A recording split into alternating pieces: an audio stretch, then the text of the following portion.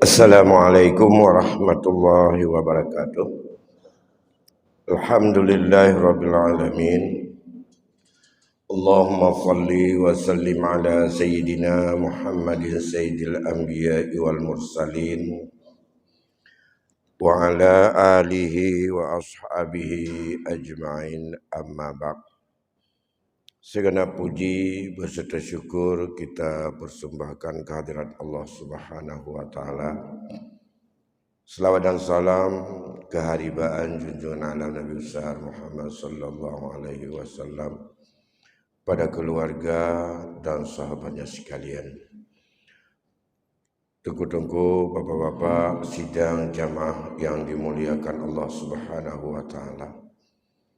Ada satu persoalan yang sangat-sangat besar resiko dan dosa yang sering terjadi saat-saat nafsu kita tak mampu untuk kita kendali, yaitu berkaitan dengan sesuatu yang bersifat alat bukti dalam agama.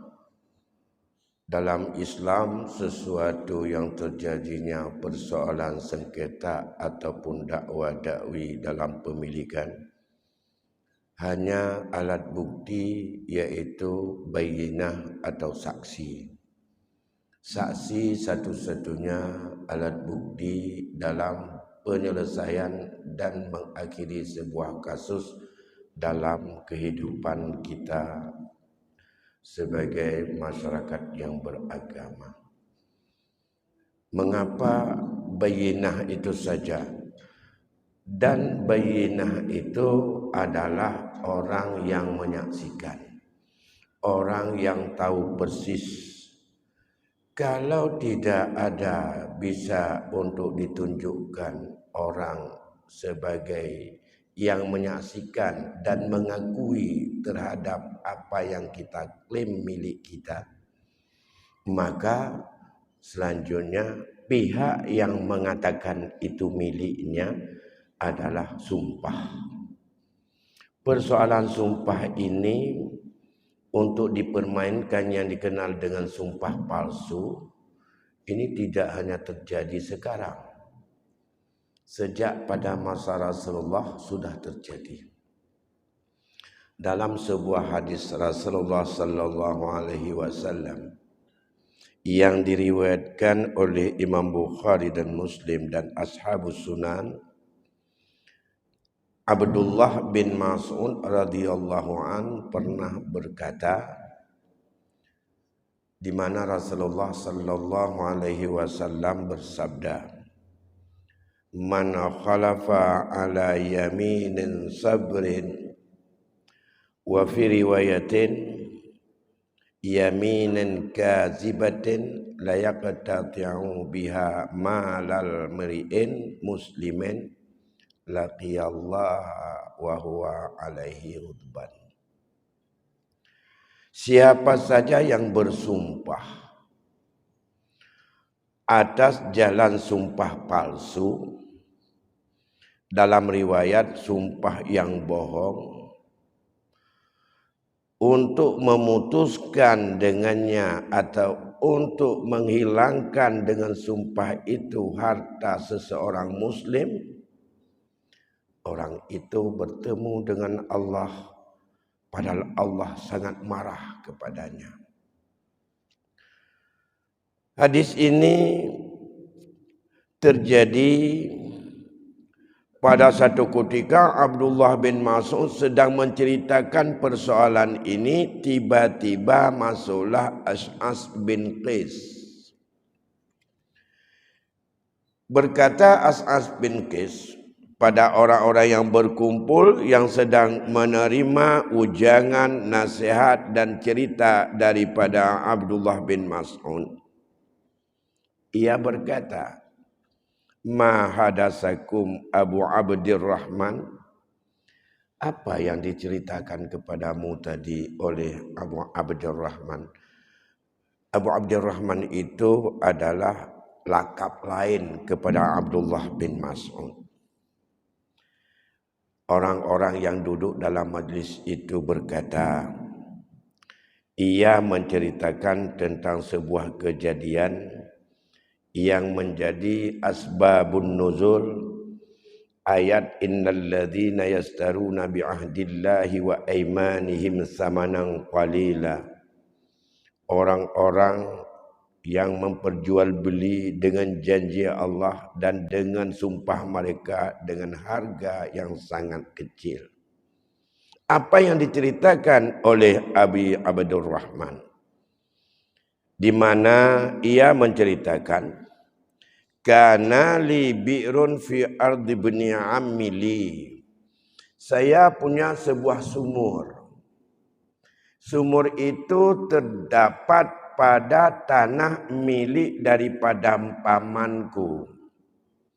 Lantas pamanku kemudian membantah dan untuk mengerasi dan mengerasiku, dan ia mengatakan saya tidak punya apa-apa di situ. Sumur itu bukan milik saya tapi miliknya.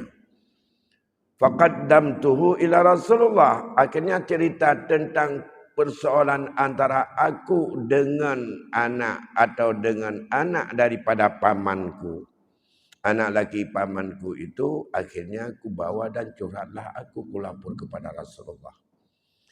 Jadi dia melapor kepada Rasulullah tentang apa yang terjadi terhadap dikerasi, digagahi, diungkit dan dihalang, tidak mau diakui bahwa di tanah daripada anak pamannya itu adalah ada sumur milik Abdullah bin Mas'ud. Kemudian setelah ia ceritakan kepada Rasul tentang kejadian tersebut, apa kata Rasul? Bainatuka au yaminuhu. Itu bisa diselesaikan hanya kamu bisa memberikan bainah, saksi. Orang yang ada bisa untuk membuktikan bahawa itu adalah sumur milik kamu. Atau sumpahnya anak laki-laki pamanmu. Jadi jalan jika Nabi dua. Untuk bisa ada akhir daripada sebuah kasus itu. Yang pertama, jalannya kamu bawakan bukti bahawa itu rumah sumur itu milik kamu. Atau kalau memang tidak ada bukti bagi kamu, jalan keluarnya minta dia mau tak bersumpah. Kata Nabi. Kemudian apa jawab dari Abdullah? Ia mengatakan bahawa fayaminuhu bahwa qultu mali syuhud, pihakku tidak punya saksi. Hana orang yang lemes sebagai saksi yang tahu bahawa tanah atau sumur itu milikku. Ada orang lain. Ada orang kadang orang-orangan. Artinya bukan orang adil. Menyokong orang adil hanya ke bainah saksi. Dalam kasus apapun. Apa kata dia? Tidak ada bagiku itu persaksian. Tidak ada orang yang bisa kuhadirkan sebagai alat bukti bahawa itu ada saksi. Jawab Nabi, fayaminu, kalau begitu jalan keluarnya minta ia untuk bersumpah. Apa kata Abdullah? Izan yahlifa wa yazhaba bimali. Ketika itu, kalau saya suruh bersumpah, dia sudah bersumpah. Akibat sumpah dia, hilanglah hartaku. Hilanglah sumurku. Jadi gara-gara bersumpah oleh ibnu Ammi atau anak paman dari Abdullah ibnu Mas'ud, maka gadohlah milik Abdullah ibnu Mas'ud sebuah sumur yang ada di sebuah tanah yang ada milik daripada anak laki pamannya. Setelah itu Rasulullah sallallahu alaihi wasallam bersabda, "Man halafa ala yamini sabrin wa huwa fiha fa'ajirun." Fajirun. Siapa yang bersumpah terhadap suatu sumpah yang palsu, ia pada hal tersebut, pada harta itu telah melakukan kecurangan. Ini menunjukkan bahawa persoalan sumpah palsu, baik untuk pribadi kita miliki, maupun untuk melegalkan pemilikan bagi orang lain, atas satu harta atau benda, yang benda itu milik orang Islam, bukan orang yang kita angkat sumpah kepadanya. Dan itu adalah dosa besar. Dalam riwayat yang lain, Rasul mengatakan, famaqaduhu ilan nar, ia tempat kembalinya adalah neraka. Dalam hadis yang lain dikatakan oleh Rasul, ia telah melakukan dosa yang paling besar dan yang paling besar resiko. Bapak-bapak sidang jamaah yang dimuliakan Allah Subhanahu wa taala, bahwa penyelesaian dalam Islam hanya diikat dengan sumpah. Andai kata sumpah ini tidak lagi dijadikan sebagai kekuatan terakhir rasa percaya kepada seorang Muslim apa yang dibawa dengan nama Allah, maka akan terjadilah kekeliruan dan akan terjadilah keputusan yang sangat-sangat tidak memihak kepada kebenaran. Sehingga dalam hadis yang lain, Rasul pernah menceritakan bahwa akbarul kabair asyirku billah. Dosa yang paling besar syirik kepada Allah. Wa uququl walidain. Yang kedua, durhaka sama dua orang tua. Selanjutnya disebutkan oleh Rasul yang ketiga, sambil sedang duduk ia lantas untuk bangun dan mengucapkan dengan berkali-kali wa syahadatul ghur wa syahadatuz zur, saksi yang palsu. Dalam mengatakan saksi yang palsu, sahabat berapa Nabi mengulang-ulang beberapa kali. Setelah berulang-ulang berkata, sahabat mengatakan, wailaka, celaka kita semuanya. Mudah-mudahan Rasul berhenti dan tidak lagi melanjutkan. Karena berkali-kali terus diulang. Wa syahadatuz zur beberapa kali diulang. Lantas kalau demikian, mengapa dan apa resiko apabila orang bersaksi dengan satu saksi yang palsu? Andai kata itu dijadikan sebagai alat bukti bagi orang yang tidak punya alat bukti saksi daripada pihak yang mengklaim bahawa dirinya punya milik terhadap sesuatu barang yang dibantah oleh orang lain bahawa barang itu adalah bukan miliknya. Bagi orang yang menuduh, bisa saja dia yakin, hakul yakin barang itu miliknya. Maka akibat daripada saksi palsu, kalau orang yang bersangkutan bersumpah, lantas pengambil kebijakan dan penegak hukum, baik itu di lembaga adat maupun lembaga peradilan, maka ia telah memutuskan pihak perkara itu yang dimenangkan adalah orang yang mau bersumpah. Tanya orangnya gampang dapat bersumpah. Nah, yang kedua, andai kata yang bersumpah itu adalah bukan pemilik yang ingin menguasai harta orang lain, dan ia bersaksi bahawa dengan sumpah bahawa barang itu demi Allah milik si fulan, padahal dia tidak tahu hakikat dari barang itu. Bisa saja dia dengan mendapatkan bayaran. Maka yang pertama, apa yang dibayar baginya itu adalah haram. Dan apa yang dimiliki oleh orang yang dimenangkan dalam perkara itu juga haram. Dan tidak pernah halal. Walaupun diputuskan oleh hakim bahwa itu miliknya. Dalam konteks ini, persoalan menyangkut dengan sumpah.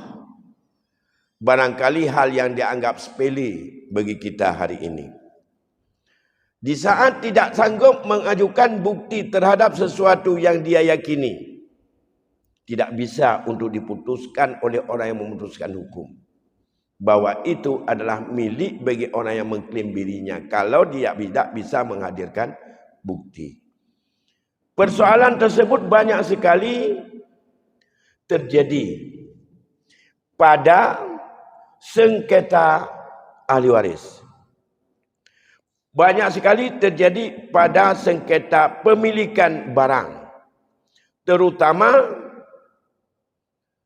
dalam menentukan bahawa barang tersebut milik pewaris atau bukan.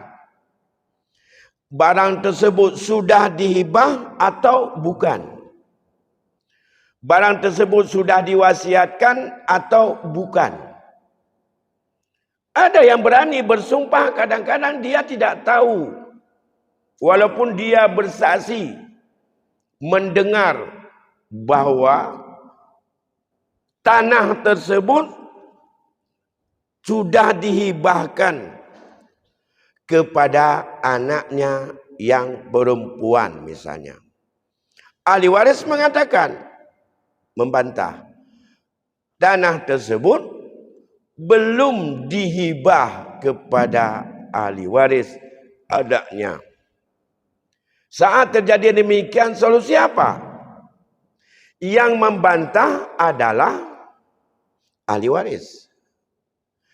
Yang mengatakan bahwa tanah itu sudah dihibah adalah anak. Sudah dihibahkan kepada saya. Lantas, yang mengatakan bahwa tanah itu bukan milik pewaris, tapi sudah dihibahkan kepada saya, dia adalah penggugat. Dan ia harus mampu membawa bukti. Nah, satu. Bagi yang mengatakan bahawa barang itu belum dihibah, kalau dia itu adalah pemiliknya, dia perlu disumpahkan.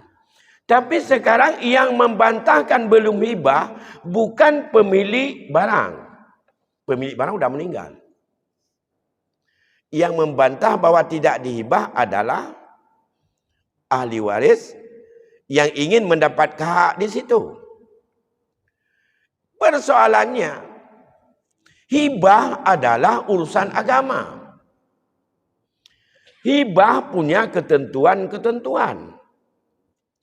Hibah punya syarat dan rukun yang sangat ketat. Baru berpindah milik dengan jalan hibah. Sementara baik pihak anak yang mengklaim itu sudah dihibah baginya, maupun pihak ahli waris yang menggugat bahwa itu tidak dihibah masih sebagai milik orang yang meninggal dunia sampai hayatnya habis.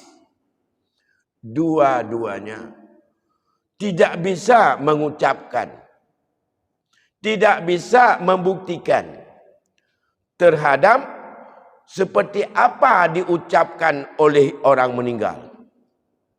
Pertama. Yang kedua, mereka tidak menguasai dan tidak mempelajari dulu tentang apa rukun dan syarat hibah itu sah. Sehingga persoalan ini jauh lebih rumit dengan persoalan yang dialami oleh Abdullah bin Mas'ud. Kalau yang dialami oleh Abdullah itu antara satu pihak dengan pihak yang lain sama-sama masih hidup. Abdullah bin Mas'ud mengatakan, sumur yang ada di tanahmu itu adalah milik saya. Kata anak daripada pamannya, itu sumur saya, bukan sumur kamu. Adik pihak yang membantah dan pihak yang menuduh itu adalah masih orang pertama. Ya, antara dua pemilik, siapa pemilik? Apakah milik Abdullah bin Mas'ud atau itu milik daripada anak laki-laki pamannya? Dua pihak. Persoalan hari ini bukan dengan dua pihak. Terjadi dakwa-dakwi dan bantah-membantah antara orang yang mengklaim sudah dihibah baginya miliknya, yang membantah adalah bukan orang yang pemilik, tapi orang yang akan menerima alih daripada pemilik setelah meninggal kepadanya, atau bahasa lain ahli waris. Maka dalam hal ini yang memiliki itu adalah anak. Ia juga harus menghadirkan daripada bukti atau saksi. Bukti atau saksi, baik si anak harus mampu mengungkapkan lafaz yang diucapkan oleh almarhum ayahnya kepada dia. Yang kedua, dia juga harus mampu untuk mengucapkan bagaimana bentuk serah terima yang sudah dilakukan. Karena sebelum serah terima, walaupun akad sudah terjadi, hibah itu adalah belum berpindah milik. Kalau belum berpindah milik, begitu belum diserah terima, meninggal orang pemiliknya, maka benda itu balik kepada ahli waris. Nah, yang kedua, bagi ahli waris yang mengklaim bahawa itu adalah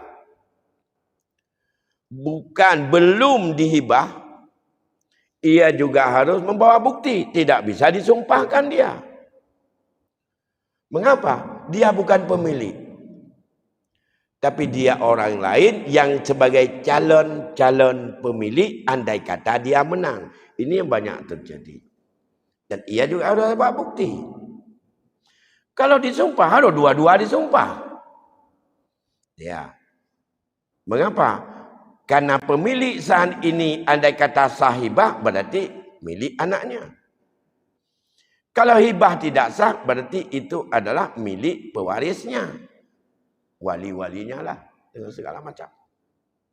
Nah, dalam konteks ini, penyelesaian persoalan berkaitan dengan masalah hibah dalam membersihkan dan untuk memisahkan, untuk jelas siapa dan apa harta pemilik daripada orang meninggal, dan mana milik orang yang sudah masih hidup dari harta milik yang sudah dilepaskan dengan jalan hibah, itu adalah butuh kesadaran tauhid dalam hati masing-masing.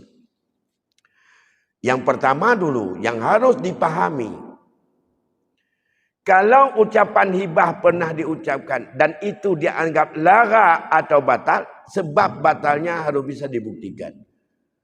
Tidak bisa bahwa dengan mengklaim sudah dihibah, diucapkan kapan, bentuk ucapannya seperti apa, kabat ikbatnya pajan terjadi, apakah sudah berkaitan kabat ikbat hari ini, diambil oleh orang yang dihibahkan kepadanya saat pewaris masih hidup, orang yang menghibah, atas izin orang yang menghibah. Dimanfaatkan, diambil alih, mau untuk ditasarufkan, atau mau dipakai, atau mau dijual, atau mau dikuasai oleh orang yang dihibah, oleh orang yang menghibah, dengan jalan izinnya, itulah serah terima dengan izinnya. Kalau barang berpindah, sering kita katakan, benda itu sudah segala administrasi dan segala macam sudah di tangannya dan barangnya sudah dimiliki dan dipakai. Tapi kalau barang yang dihibah itu barang enggak berpindah-pindah seperti nehun, sawah,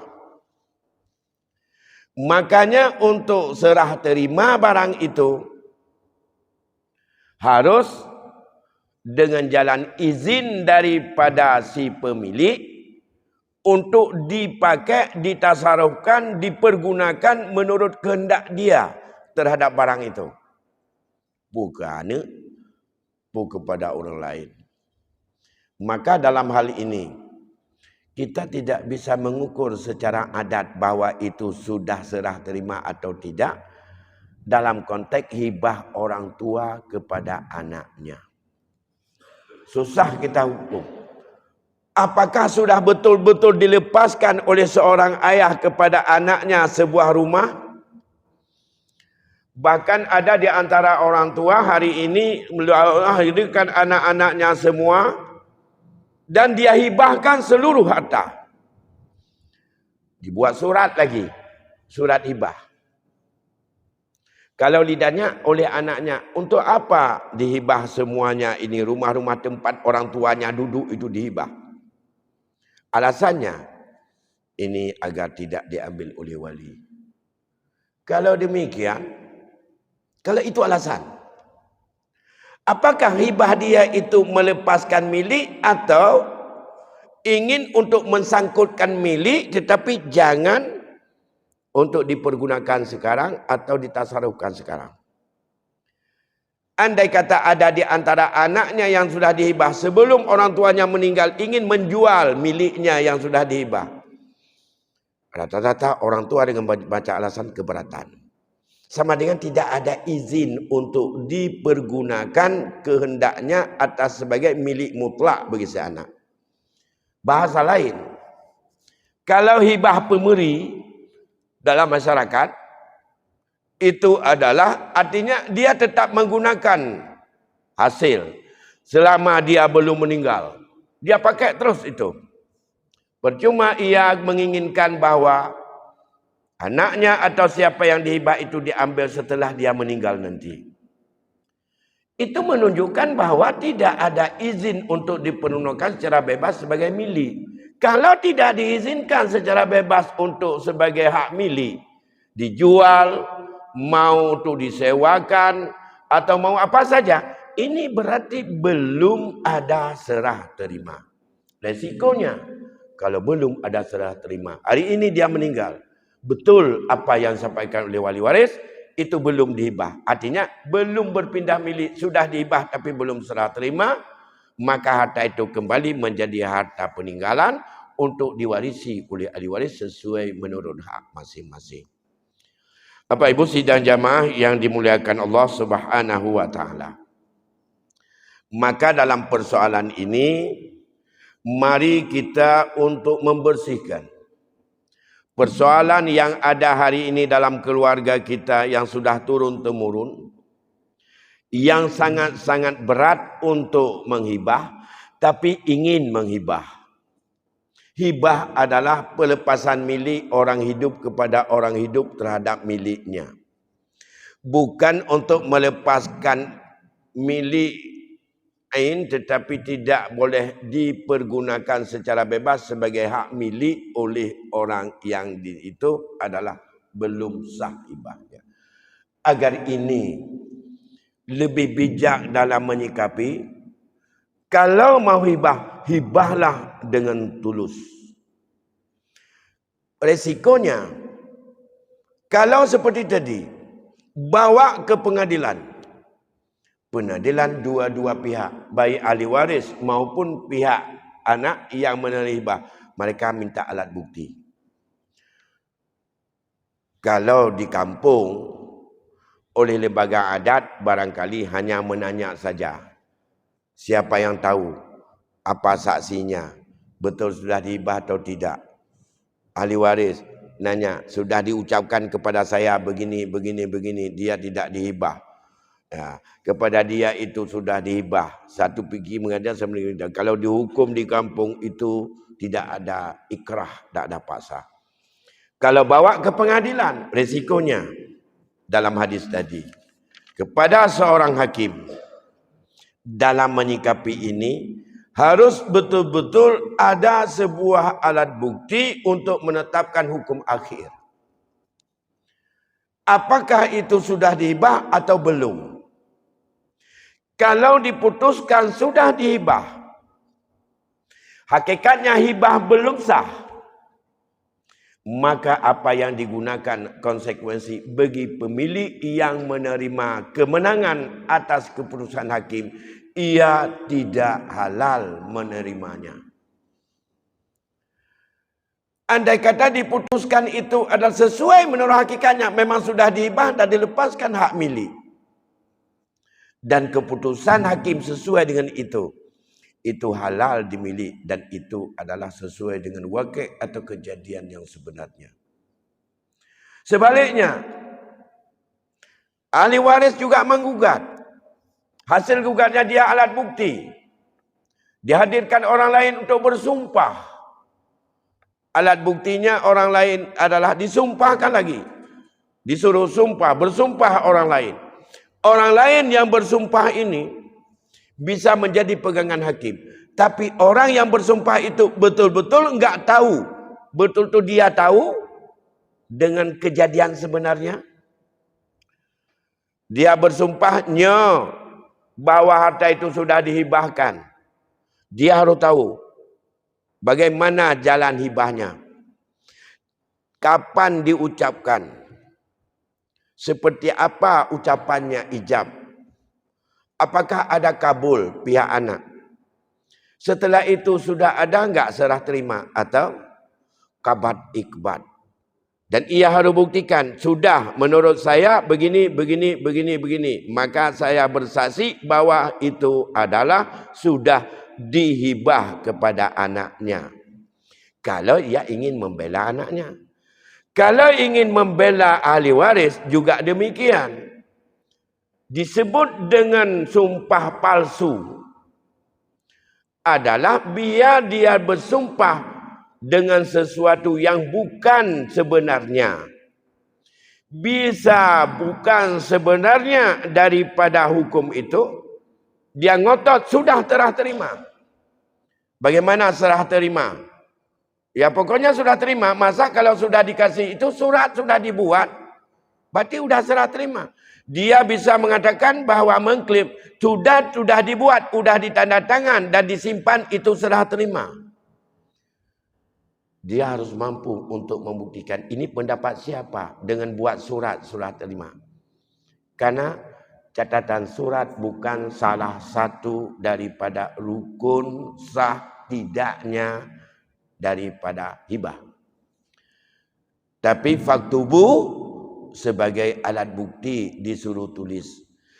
Hari ini andai kata yang ditulis itu dijadikan sebagai bayinah, andai kata tulisan itu dengan kejadian yang ada bahwa surat sudah dibuat semuanya di depan notaris, tapi itu tidak diberikan.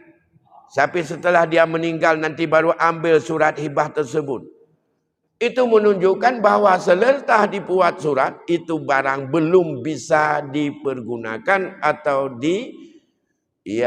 dipakai, apakah dijual atau apa saja oleh orang yang menerima hibah. Sama dengan hakikat hukumnya belum serah terima. Karena serah terima atas izin untuk penggunaan dan pemakaian serta barang itu atas izin, diizinkan untuk dia manfaatkan sebebas-bebasnya terhadap barang yang dihibah kepadanya. Nyan ba ukur dan nyan yang he. Kecuali ada dalam sebuah tradisi, kita belum bisa untuk melihat apa adat kita. Menyertai hibah belang serah terima seperti apa. Kalau ia hibah rumah tempat duduk, serah terima seperti apa. Kalau dia hibah itu sebuah toko, serah terima seperti apa.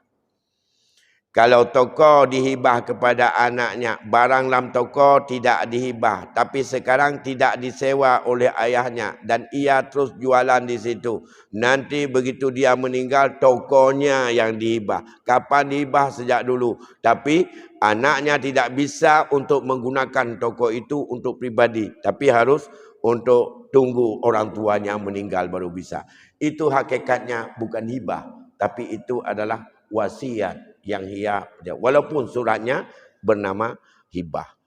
Surat apa juga hibah, tapi itu adalah wasiat, pesan begitu dia meninggal itu milik dia. Kalau ini adalah wasiat atau pesan orang tua terhadap kepada siapa tokoh tersebut, ini tergantung lagi kepada persetujuan seluruh orang yang punya hak milik pada pewarisan dia dengan setuju, dan mereka sebuah mula tasaruf, mereka sudah balik dan berakal setelah orang tuanya meninggal. Kalau tidak disetujui semuanya, maka wasiat seperti itu adalah tidak sah. Ya, atas dasar itulah wasiat untuk ahli waris hukumnya makruh, karena sangat menentukan disetujui atau tidak oleh ahli waris seluruhnya setelah ia meninggal dunia. Kemudian kita sudah ada waktu 10 menit lagi. Barangkali ada hal yang ingin untuk kita sharing bersama berkaitan dengan persoalan sumpah sebagai alat bukti dalam mengklaim dan menguasai milik orang lain. Siapa saja orang lain untuk melegalkan. Karena dalam fikih, sumpah bagi seseorang yang pemilik itu adalah dipegang menjadi pegangan hukum. Sumpah. Jadi kalau demikian, tapi dengan dia bersumpah akibat sumpah palsu, hukum hakikat tentang halal haram barang yang ditetapkan oleh pengambil keputusan tidaklah berubah dengan penetapan hakim. Dan hakim diberikan legalitas untuk memutuskan sesuai dengan apa yang ada dalam zahir. Yang membuat itu adalah haram sebab mereka sendiri yang berani untuk bersumpah dengan sumpah palsu. Maka sumpah palsu adalah sumpah yang bisa menimbulkan besar sekali mudaratnya. Terjadi penipuan kepada orang lain, melegalkan daripada hak orang lain untuk diambil oleh dia. Tidak hanya yang demikian, dengan jalan haram ini termasuk dengan legal secara hukum dunia, tapi tak halal menurut hukum agama. Jadi kalau mencari jalan untuk haram, jangan dengan jalan demikian. Ada yang bertanya barangkali atau Pak Nasir?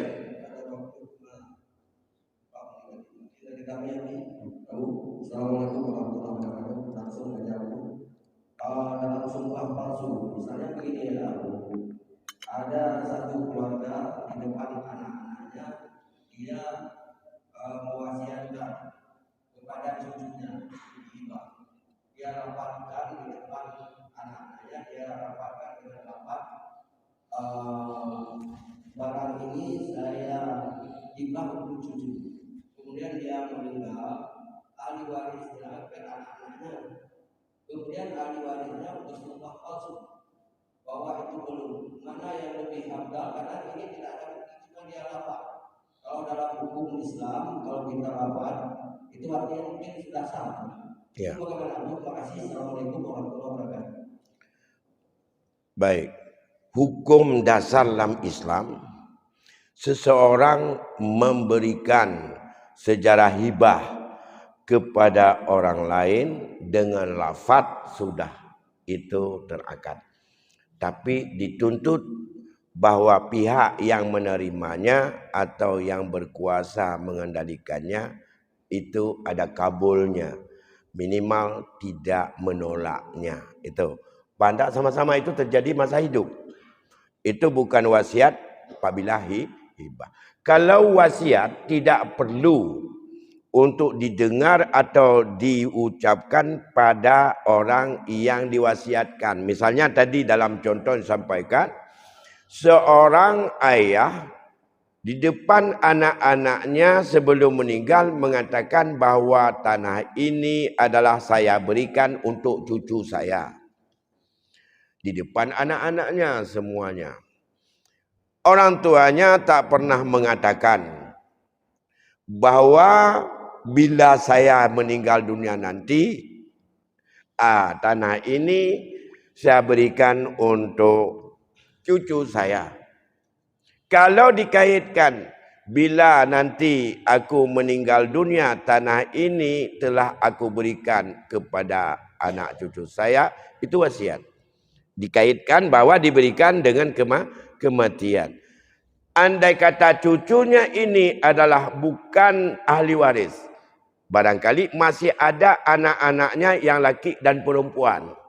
Cucu tadi bukan sebagai laki daripada keturunan anak laki-laki yang laki-laki yang bisa untuk menjadi urutan kedua sebagai penerima asabah. Itu sah demi hukum.